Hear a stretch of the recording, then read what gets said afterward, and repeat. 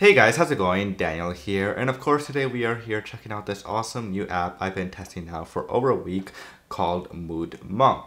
So Moodmonk is an awesome app that allows you to not just track your mood, of course, but also allows you to journal quickly if you want. You can write as much as you want inside it.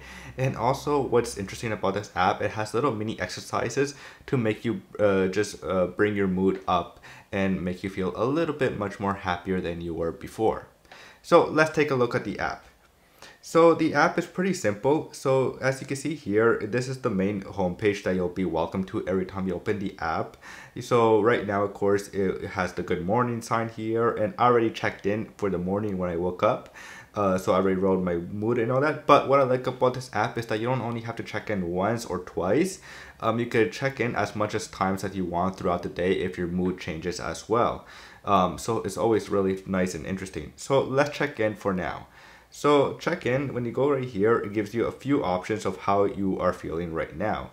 So as you can see, there's a few options right here. So there's calm, there's anxious, there's tired, there's sad, there's irritated. I'm gonna put I feel pretty calm today. So when you feel pretty calm after that, it gives you some questions, and every question sometimes is pretty different every single day. So it will ask you different stuff, and then you can write down the answer to the questions that it is asking you.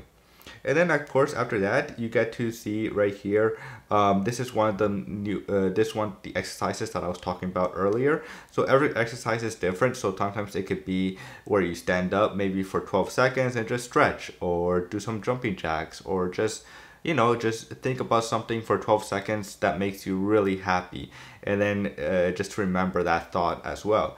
So right here, this little one right here is think of a person who could need your encouragement words right now.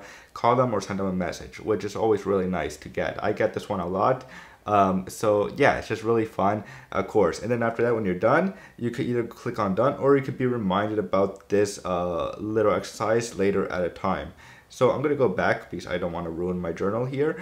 So yeah, it's just pretty simple right there. And then if you go to the Insights tab right here, you get to see, of course, as you can see, my week throughout, my mood changes that I have throughout the day and throughout the week. And what I like about them, of course, you use emojis, of course, to know what mood you have. So as you can see, I've been pretty calm 7 times. I've been pretty angry once. So yeah, it's just really simple and super easy to just look at back and see your check-ins, of course. And if you open them up, of course, you get to see much more detailed information of the answers that you wrote down, of course, so you know how you were feeling that day. And it's just a really great way to track your mood, of course, if you just want to use it for mood tracking. You don't have to use this app only for mood tracking. You can use it as a mini journal as well to just write down stuff that you want. So it doesn't have to be a lot of information. It could just be one word if you want, 2 words. But yeah, it's just a really fantastic app.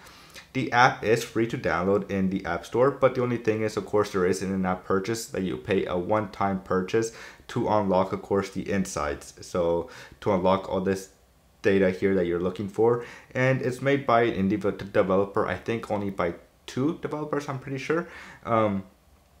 And what I like about it, of course, if you don't want people to see what you wrote down, of course, it does support Face ID and Touch ID, of course.